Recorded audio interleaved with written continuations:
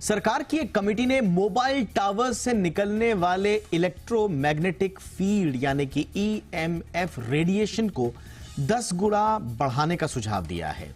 Committee का कहना है कि इससे नेटवर्क में आ रही बाधाएं दूर होंगी, जो प्रॉब्लम्स, कंजेशंस वगैरह होते हैं वो सब ठीक हो जाएंगे। लेकिन दूसरी तरफ रेडिएशन बढ़ाने को लेकर इसकी पूरी हिस्ट्री रही है कि साहब इसका एनवायरनमेंट पे क्या इंपैक्ट होगा, इसका आम लोगों की सेहत पर क्या इंपैक्ट होगा। कई जगह ये भी दावे किए गए कि इसका और कैंसर का भी संबंध है, लेकिन अब इस कमेटी ने अपनी हरी झंडी इसे दे दी है। इसीलिए आज हम समझेंगे कि मोबाइल टावर के ईएमएफ रेडिएशन के बढ़ाने से और क्या क्या सहूलियतें मिल सकती हैं, ये पूरी बहस है क्या। साथ ही उन भ्रांतियों पर भी बात करेंगे जिसमें मोबाइल टावर के रेडिएशन से सेहत पर खतरे की बात कही जाती है। ये चिंताएं कितनी जायज हैं, कितनी नहीं, एक्सपर्ट से बात करेंगे, पुरानी स्टडीज को खंगालने की कोशिश करेंगे। पहले ये रिपोर्ट देखिए। मेरा नाम है दीपक डोभाल, मैं लौट रहा हूं आपकी खबर आपका फायदा में खास मेहमानों के साथ।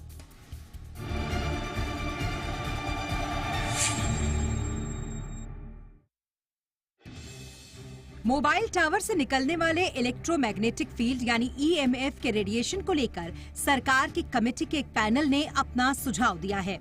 पैनल ने अपने सुझाव में ईएमएफ के रेडिएशन को मौजूदा सीमा से 10 गुना से अधिक बढ़ाने की बात कही है।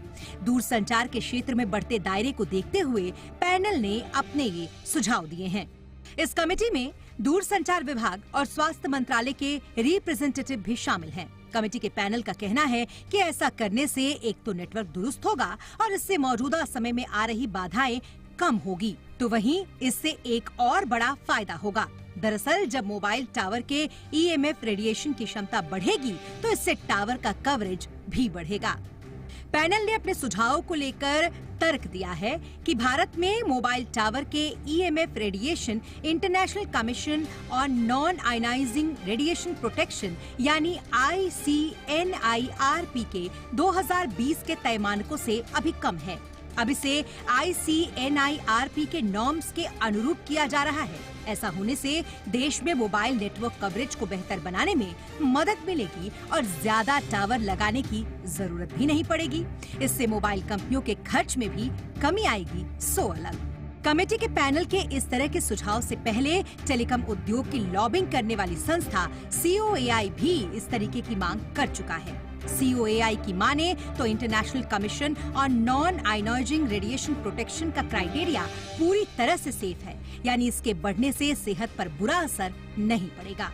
सवाल उठते रहे हैं कि मोबाइल टावर से निकलने वाले रेडिएशन सेहत के लिए घातक होते हैं। इंसानों में खास करके नवजात बच्चों, प्रेग्नेंट महिलाओं के साथ साथ क्या टावर के रेडिएशन पशु पक्षियों के लिए भी खतरनाक होते हैं, क्योंकि इसे लेकर समय समय पर सवाल उठते रहे हैं। हालांकि वैज्ञानिक तौर पर इसे लेकर कोई साक्ष्य नहीं मिले, वहीं कमेटी ने भी साफ किया है कि मोबाइल टावरों से रेडिएशन की सीमा 10 गुना बढ़ाने से लोगों, बच्चों, गर्भवती महिलाओं या जानवरों को कोई नुकसान नहीं पहुंचेगा।